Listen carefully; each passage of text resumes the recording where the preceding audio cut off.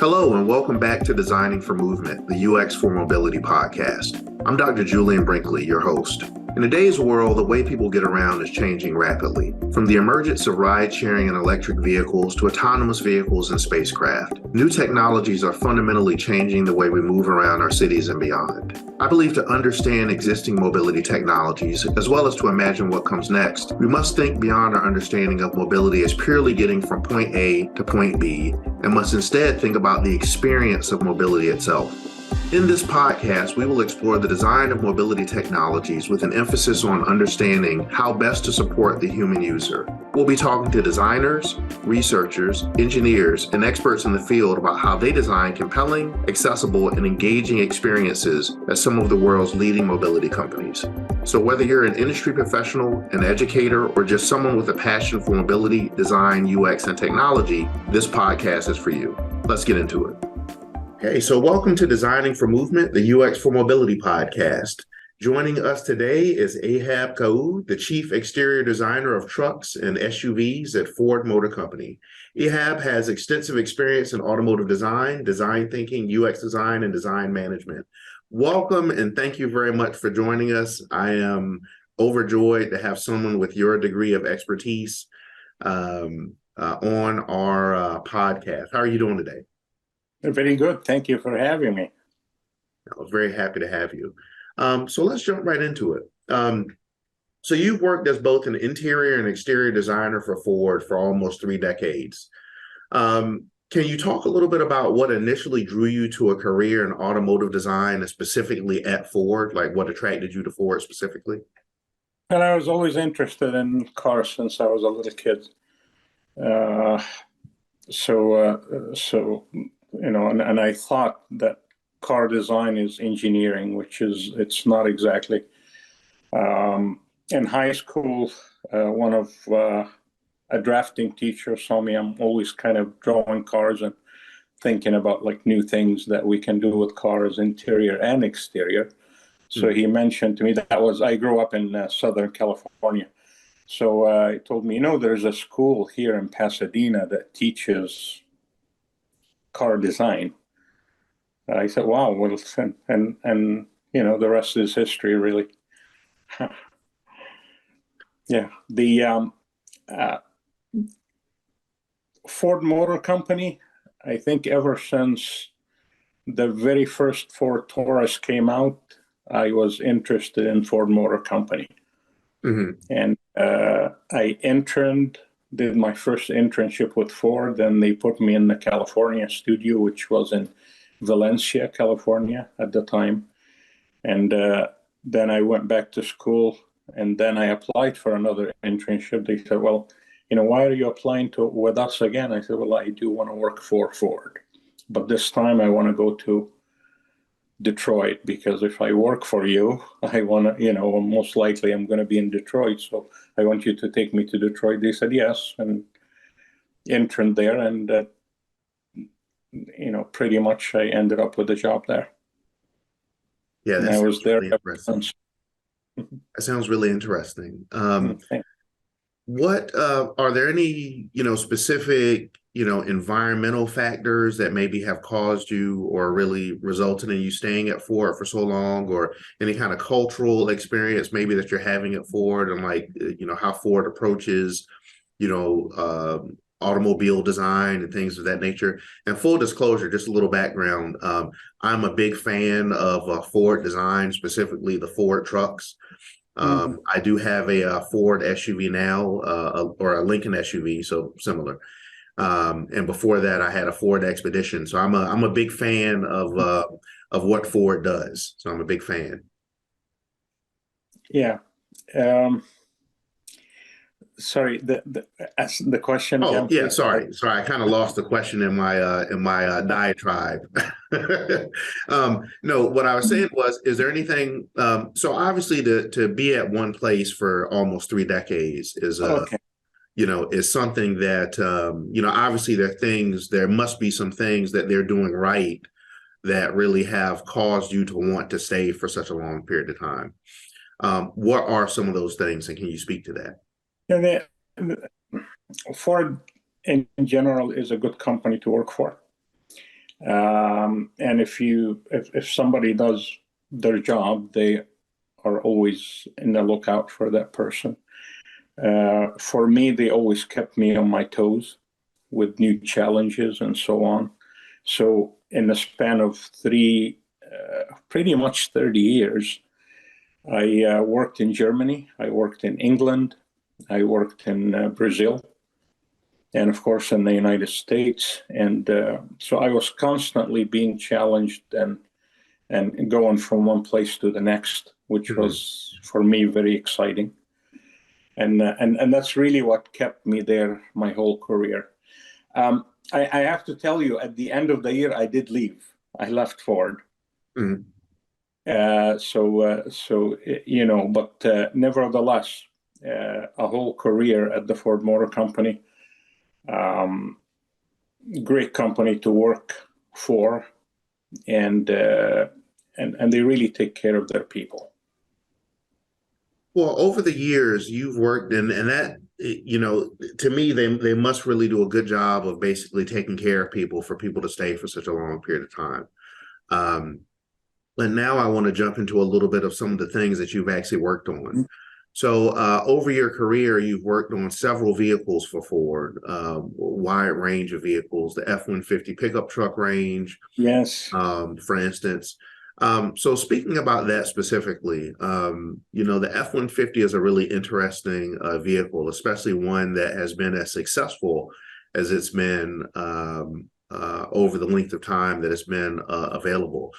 How do you keep, with a vehicle like that, that's that iconic, how do you continually reinvent it, right? Like, how do you kind of iterate on that design and keep it fresh? Like, how are you what is your approach to that? By the way, my very first job at Ford was the interior of a vehicle that was called the PHN 131, which became the Super Duty, the first different body Super Duty that came out in 1999. And my last job at Ford was being in charge of trucks at Ford Motor Company, including that vehicle as well. The truck in general with Ford, it's sort of, think of a love relationship. Okay, and with any relationship, it's a two-way street. You have a customer who's interested in certain things and wants certain things, and they're vocal about it. And you have someone on the other end listening and doing something about it. And in return, we become the best-selling truck in North America for 46 years now. Last year was the 46th year of being best-selling truck in America. So trucks for Ford is sort of, it's a company within a company, really. It's big. But again, it is a relationship. And that's what's important. And what's interesting, I mean, there are songs out there about the F-150. There was a movie which I don't recall the name of, but it was with Adam Sandler, I believe, and he's talking about he was given a obituary for his best friend, and he says, well, this person was, like the F-150, very dependable. Okay. I thought that was interesting, yeah. But that's really what it comes down to. The last, this generation F-150, which came out in 2021, we literally spend months with people on the road, owners of F-150 trucks and even some of the competition, to understand exactly what are their pain points, what are they interested in, how do they spend their day. This vehicle, I mean, an average price is probably in 30 to 40,000, but it goes all the way up to over about almost 100 grands. So it's a wide range there. And how do you appease the person who's interested in the top of the line vehicle versus the person who's interested in a vehicle that gets him from point A to point B and gets his work done? It's big. And understanding the customer and understanding their pain points and delivering and delivering solutions for these pain points, that's really where it's at. So to follow up a little bit on that, because I can imagine that that would be really challenging. So if you have a vehicle that at an entry point might be, $30,000 to $40,000, but then it goes all the way up to, and I don't know all of the models, but the F-150 Platinum, and then, some of those other, yeah, the Limited, some of those other really expensive trim levels. I could imagine that it might be difficult to really, so you might have a couple different customer profiles, right? Like your persona that you might bring to bear for this, $30,000 to $40,000 customer might be a little bit different, I would imagine, than maybe what you would have for the person who's buying the Limited or the Platinum or the King Ranch. I don't know if they still make the King Ranch, but yeah, or one of those. So when you're trying to figure out, what the specific needs of the customer are, when, as you mentioned, it is, kind of like a back and forth, like a give and take in terms of that relationship. How do you really do that? Like, what are some of the techniques? You mentioned that you were with drivers for an extended period of time to really try to understand what their pain points were. What are some of the techniques that you use to try to really get into the minds of these consumers and try to understand them? Observing, that is the biggest thing, and questions, constantly questioning what they do and how they do it. For this vehicle in particular, we had over 18,000 pictures taken of people putting things in the bed of the truck, taking things out. What happens? What do they do at lunchtime? I mean, a lot of these folks, they spend their lunch time in the truck. How do you make it better for them? One of the biggest innovation on the F-150, and you see a lot of, it's a big hit, is an onboard generator. And you have a truck, you have an engine, you have a battery. Why not have a generator there for every one of these? A lot of these truckers, okay, they buy a generator, it's bulky, it's heavy, it takes space, and it's expensive. And you already have all the elements there, so turn it into a generator. And by the way, it can charge your house in a case of a power outage for 3 days. It's like voila. and those are the things you learn by simply observing and understanding what that's about. Spending time at lunch. A lot of these guys take naps in their truck. Well, we came up with the full flat seat for that, so it's kind of like business travel in a truck. A lot of them use they would write invoices in their truck during in midday, or they would eat lunch in their truck, and out of that came the work surface that we have in F-150, and and so on. So and it all comes back to thinking. It comes back to observing and listening, and not taking your learnings for granted by actually following up and doing something about it. So to follow up on that, so that's all really interesting. I think I also agree that observing, one of the things that I do with my students, I teach a course on inclusive design, so how to design technologies and to prototype for people with disabilities specifically, really in a universal perspective, but with a specific focus on trying to design technology to be accessible and usable for people with a range of different disabilities.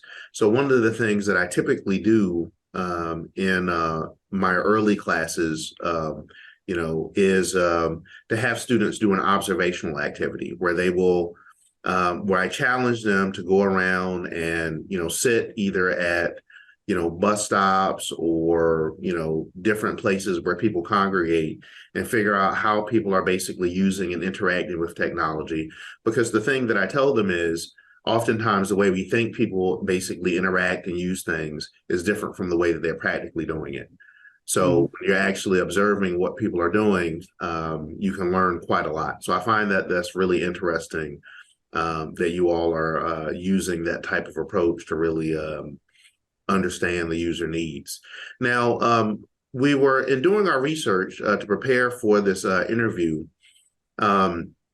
We came across an article where you mentioned that while you were doing research for the 2021 F-150, you actually lived with customers for a time and then watched how they use their vehicles. How did you recruit these people? Were these, lifelong F-150 customers?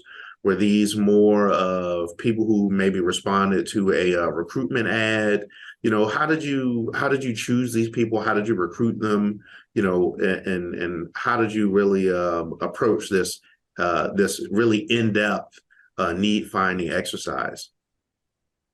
Yeah, I'm usually not involved in recruiting these people because we do have a company that does that for us. However, they are, when we look for certain customers,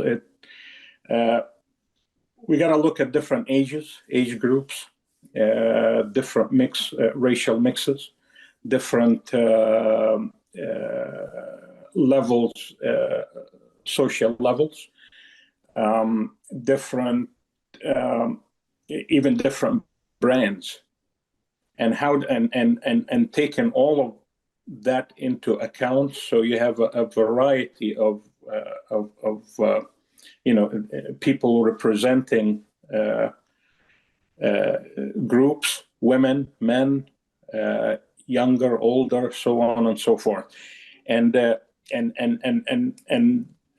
is really what what you kind of begin with.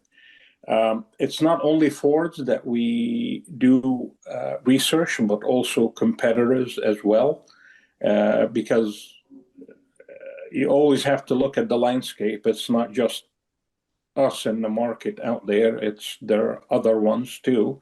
And the reality is, people do things right as well, not just Ford. So we got to keep up with the competition as well. That's really interesting. So really, when reviewing the things that you've worked on, I really came away with the thinking that a lot of, or with the thinking that your approach is really very future focused, right? Like, how can we kind of move design forward, and what does that look like? What are the specific trends and innovations? So, are there any new trends or features that are, leading the charge in terms of how design is really being moved forward in the vehicle? Are there any new technologies that maybe are changing, the way this in-vehicle experience kind of needs to be designed? There are a bunch, actually, and if one is always like a big issue for automakers, and that's the energy and what propels the vehicle, and because of that, we did the Ford F-150 Lightning. And it's interesting, especially with electric vehicles, because you don't have an engine anymore, but you have electric motors powering front wheels and rear wheels and so on. So all of a sudden, that big bay for where the engine used to be becomes like this huge trunk, which we call, I'm sure you heard by now that term frunk. Front trunk, for the F-150, you can actually put 8 bags of cement in that front, and it's lockable. So with a lot of these new technologies, there are these opportunities that come with it. So that is big. In this case, the opportunity has to do with with what propels the vehicle, but on board is we're heading into the autonomous age with AI and machine learning and so on and so forth. So that introduces different challenges and different and create possibilities as well. So how do you take that into consideration as you move into the future? Is an important thing too. The truck customer in general is very no-nonsense person.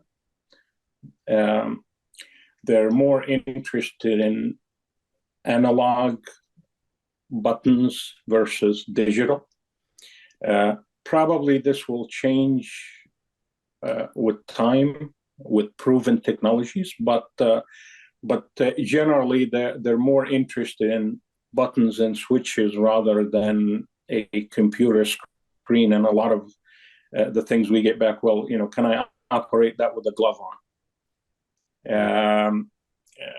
They want a knob that turns up the volume or turn the audio system off, not having to look for it.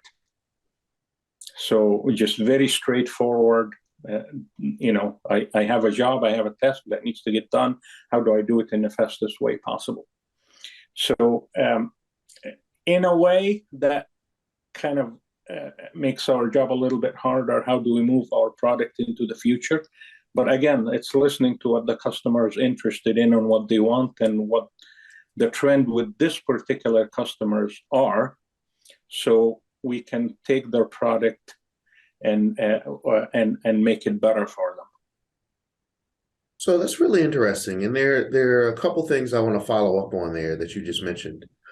So in terms of so the truck customer, the way you describe them, interested more in analog controls, concerned about the ability to basically interact with digital interfaces, and that, muscle memory, the ability to basically do things without having to really look for, where those input points are or what have you. Would you say that your understanding of the truck customer, like as you kind of think about what their needs are relative to the needs of some of the other types of vehicles that you've worked on, would you say this is more of a challenging customer to basically design for from a design perspective, a little bit easier because you have more of an understanding of concretely what they want? What do you think in terms of that? Yeah. For us as designers, we always want something like the most futuristic thing possible. But by the same token, we don't design for ourselves. We design for people out there. The success of a product is in the marketplace. It's not what other designers think, but what the actual customer think. So in that sense, it is a bit challenging. And we work around that. By the same token, as we progress and move forward, there are all these upcoming younger people that are growing up, and they grew up with computers. They grew up with iPads, with touch screens, and so on. So the mentality changes, but it takes a bit of time. And for this customer, the technology has to be proven first, because they are no-nonsense people. And rightfully so. I mean, their job is to get a job done, and most likely this is why they're in a truck. So it is challenging. By the same token, it's satisfying. I always say that especially designing interiors is more satisfying than designing exteriors because there are so many things involved. One of it, a lot of technology is coming into interiors now. The aspect of safety is very important. The aspect of ergonomics and knowing where things are as you're driving down the highway, very important. Integrating so many parts from different suppliers into something that looks holistic and worth the money that you're paying for it, including the colors and the materials and the ergonomics and the safety and the technology and the touch screens and all of that. That becomes very satisfying when you come up with something that people react to and are excited about and want to buy. Really interesting. So another thing that I was thinking about as you were talking is about the F-150 Lightning, right? Mm-hmm. So that seems like to me when I first became aware of the F-150 Lightning, and I have an acquaintance who actually purchased one and loves it. I was really intrigued by this because I was thinking to myself, I've noticed over the years the really advanced technology that Ford has started to put into the vehicles, especially when we talk about the human machine interface, right? And what you all are doing around HMIs and that type of thing. Can you speak a little bit to what the thinking was with the introduction of the F-150 Lightning and maybe anything you had to think about maybe a little bit differently in terms of addressing and satisfying customer needs? Is the F-150 Lightning customer the same customer as the same type of customer as what you would experience with the other range of the F-150 models? Or is this like a different customer? Is it more difficult to design for this, F-150 Lightning customer? Can you talk a little bit about that? Yeah, when we first started this, we had a lot of thinking about is this customer different? Are they interested in a more like space type vehicle, something way out there? And we came to the conclusion that it's an F-150 first. Before it's an electric vehicle, and that's why it's the F-150 Lightning. And I think we were right on target with that. As a matter of fact, the demand for this vehicle out there was way beyond the numbers that we thought we were gonna, the number of units we were going to be selling. So I think we did the right thing. So the customer is the same, actually, in this case, yes. Okay, so same customer. So did the electrification of the F-150, so moving towards this electric F-150, still thinking about it being basically the same customer? Obviously, you mentioned the front, so the storage space in the front of the vehicle, and that's one new advantage or new feature that you were able to add because you no longer have the internal combustion engine, for instance. So that's a new opportunity for design and for exploration, et cetera.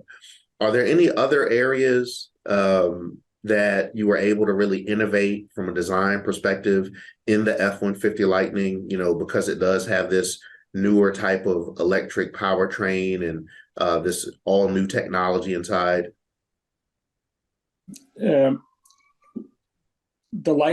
lighting system itself and how it works, I think that was one where we really kind of like turned up the volume knob on from a design perspective.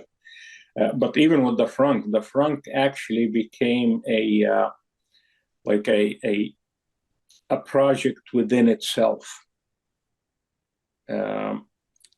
What can we do in there? At one point, we were talking about, okay, what goes in there, and we did a lot of design thinking around that, and there was like a whole team working on, okay, what can we put in there? What would the customer need?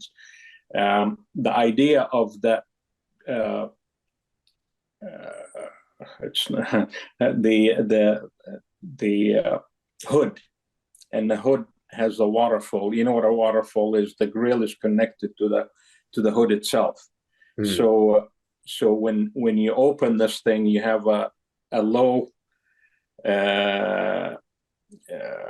height to carry stuff and put in the vehicle. That was one of the things that came out of that. You know, we have to have as low enough opening to be able to upload things in there. In it, we have underneath the frunk itself, we have an opening where you can use it as a storage within the storage, where you can use it as a little ice container with a draining hole, and the cover for that kind of comes up, and you can actually divide the frunk into different parts for different things that you use in there. I have in there 4 different tie downs, so you can put things in and anchor them so they're not all over the place. Power points within and in the frunk itself, USBs, all of these things. It actually became a whole project where we dedicated a full-time designer to do the work on it.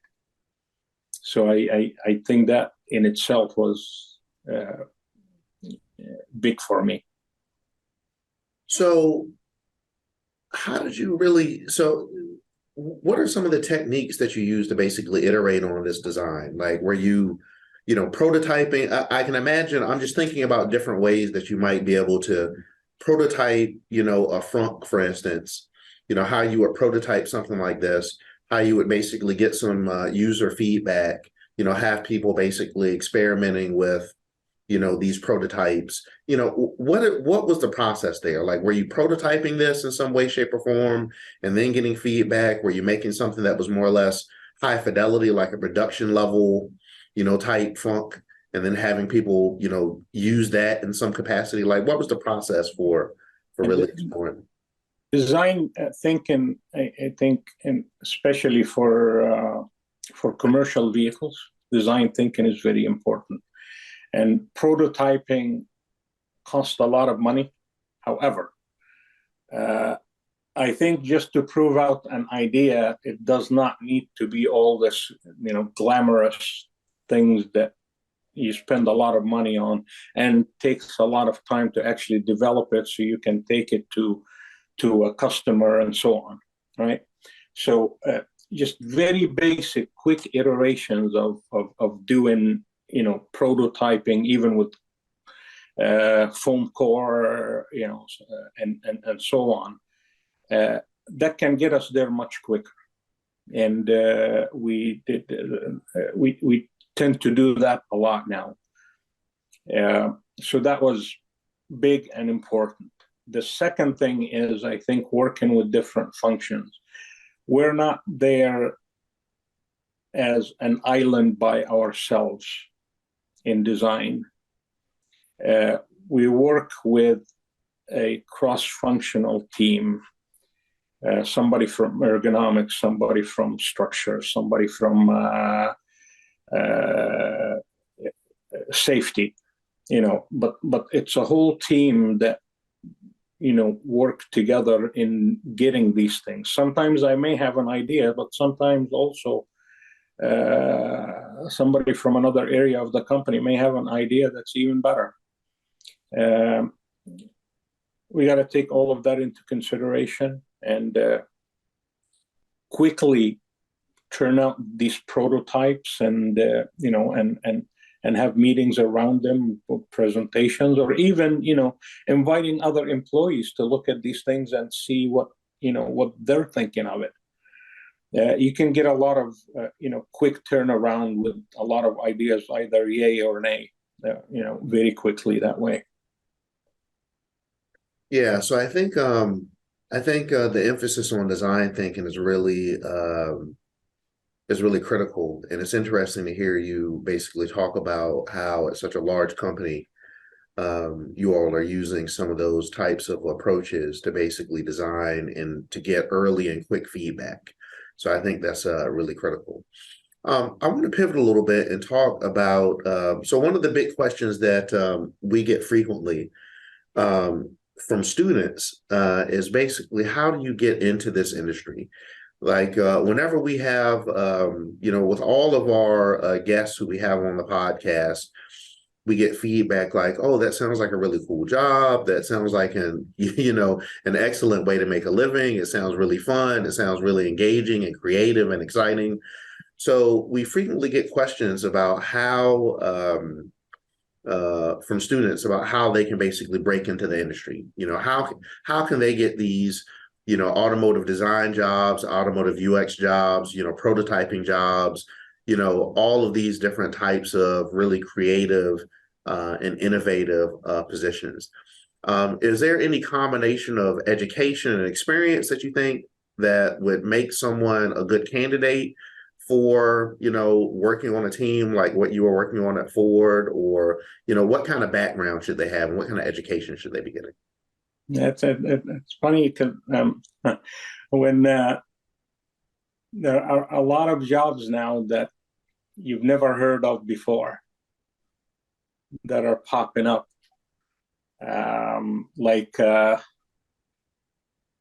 Just the other day, somebody was talking about, a chief AI officer.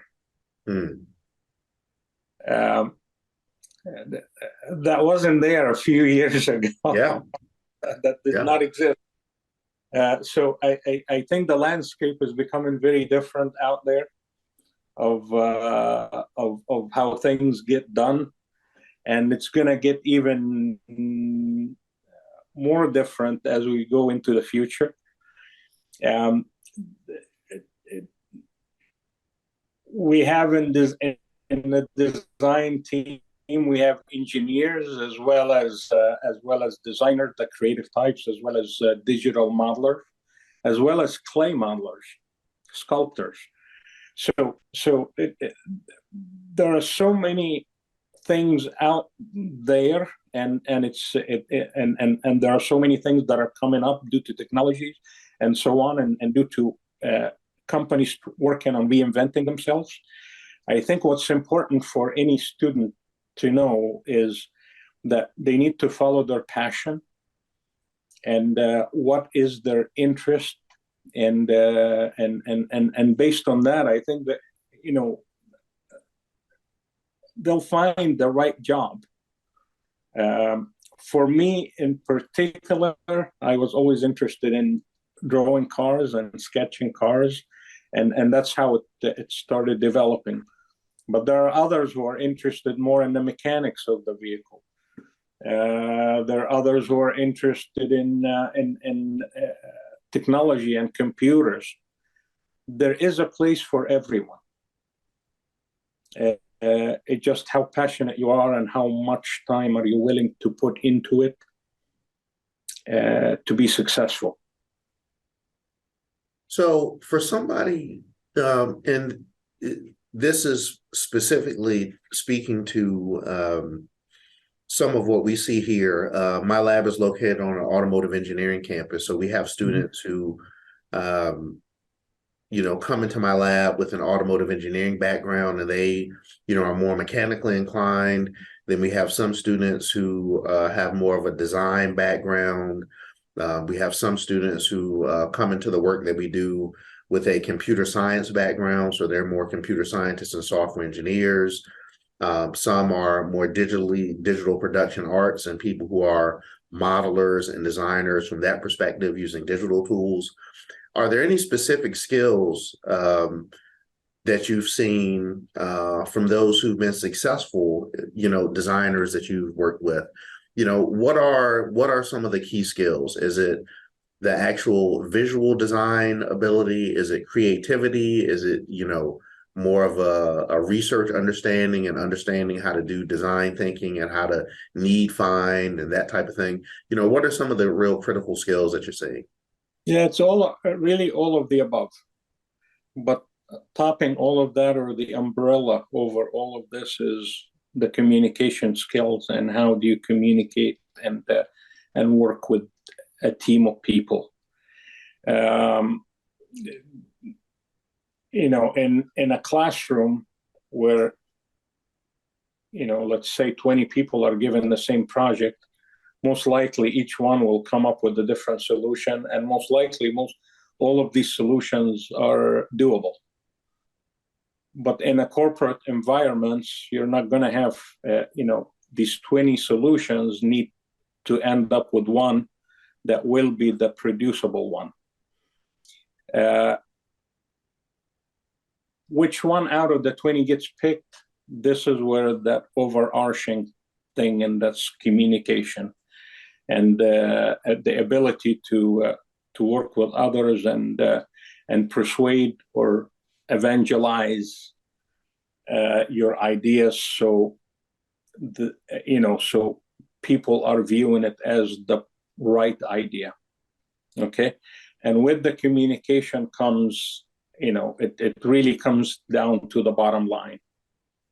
Okay, what is the cost? What is the why is this particular idea better than everything else?